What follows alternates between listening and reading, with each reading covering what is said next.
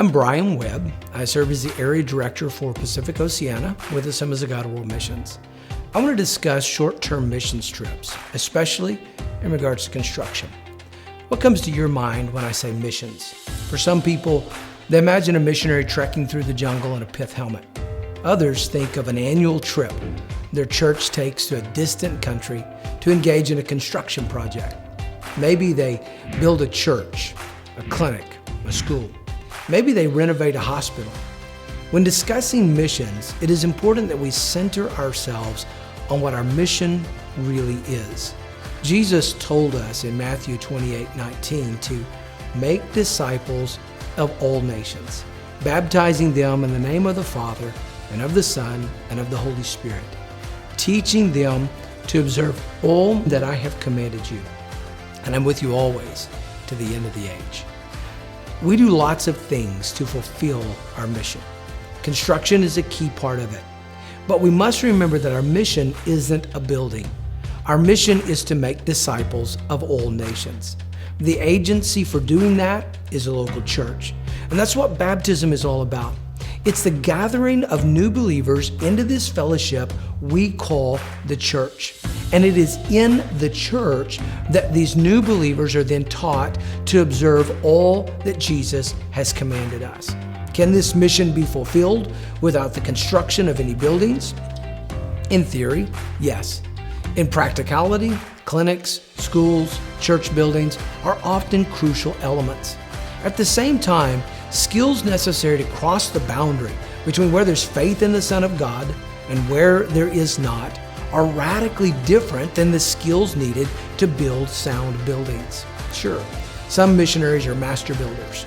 Others nearly lose their sanity during construction projects. Being a builder may not seem like a spiritual ministry, but it falls solidly in the idea of a ministry of helps. A qualified builder coming alongside that pioneering missionary is an enormous blessing and allows the pioneer to move further faster. I hope I've made myself clear. Construction is often a critical piece of moving forward with the mission Christ gave us, and the traditional missionary is frequently ill-equipped to engage in this ministry. The question I want to address today is, should the builder come for a short-term trip or should they come for a lifetime? Let's talk some pros and cons. When a building team comes to visit, it can be a huge blessing to a missionary. It brings skills that the missionary may be lacking. It moves a key piece of infrastructure forward. It encourages the missionary and their family as they interact with believers from their home culture. It also can be a great benefit to the team members. It allows team members to engage hands-on in the mission Christ gave us. It serves as a fast of sorts for team members as they're separated from the normal flow, stresses, and noises of life, allowing them to hear clearly from God. It creates an opportunity for the team members to see firsthand the effect of their church's missions program. As a missionary, I have recruited and hosted many building teams, and I will continue to do so. However, we need to be very honest. There are also some cons to these short-term construction teams for the missionary and for the context where they serve. Hosting the team takes time.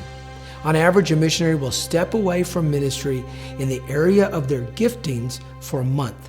If they host multiple teams a year, it can significantly reduce the potential success of their ministry. Ideally, missionaries would always operate in the area of their giftings. Hosting a team is stressful. Long-term missionaries have successfully learned to navigate their host culture. They serve as the bridge between the two cultures during the team's visit. Competing expectations and values between the two worlds can put enormous strain on the missionary. They feel the pressure to help the team have a successful visit. They want to be seen as successful and competent by their home church. At the same time, they have to live long-term with their local partners. When conflict arises, who do they please? What about those local partners? No country in the world is without builders. Frequently, local builders watch in frustration as a short-term team comes in and does for free a job that could have provided for their family for months. Skills could be passed between visiting and local builders, often to the great benefit of local construction, but language and cultural differences hinder this transfer. There's another factor. Short-term teams are incredibly expensive. In my part of the world, the average airfare is $2,000 per person. A 10-person team is $20,000 just in airfare. Many times a local builder would have gladly done the work of the team for $20,000, but without the team coming, the money's rarely given, putting the missionary in a catch-22. It would be better to support local families, but the money isn't available. Is there a better way?